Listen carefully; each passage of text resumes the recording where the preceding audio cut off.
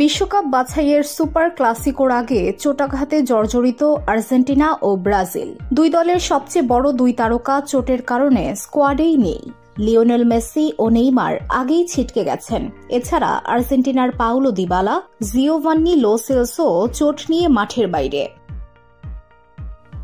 এদিকে গতকাল কলম্বিয়ার বিপক্ষে ২-১ গোলে জয়ের ম্যাচে মাথায় আঘাত পান ব্রাজিলের গোলকিপার আলিসন বেকার। এই চোটের ফলে আর্জেন্টিনার বিপক্ষে খেলা হচ্ছে না তার। এছাড়া ২ ম্যাচে হলুদ কার্ডের কারণে পরের ম্যাচে খেলতে পারছেন না গ্যাব্রিয়েল মাগালায়েস ও ব্রুনো গিমারায়েসও। বসুন্ধরা, উত্তরা, বনশ্রী, কুড়িল ও বাড্ডা সহ রাজধানীর বিভিন্ন স্থানে অভিজাত ও অত্যাধুনিক মানের ফ্ল্যাট কেনার এক নির্ভরযোগ্য প্রতিষ্ঠান প্লেজেন্ট প্রপার্টিজ লিমিটেড। তাই আপনার স্বপ্নের আবাসনের জন্য আজই যোগাযোগ করুন। Pleasant properties limited, where destiny matches eventually।